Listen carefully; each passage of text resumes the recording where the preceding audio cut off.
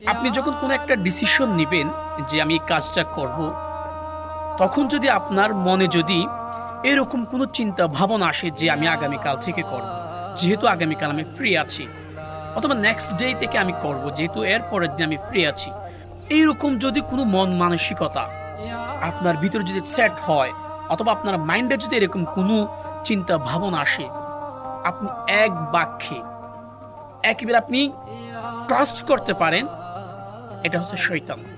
শয়তান আপনাকে আপনার সেই সঠিক কাজটা করতে দিচ্ছে না, বিলম্ব করতে বলছে।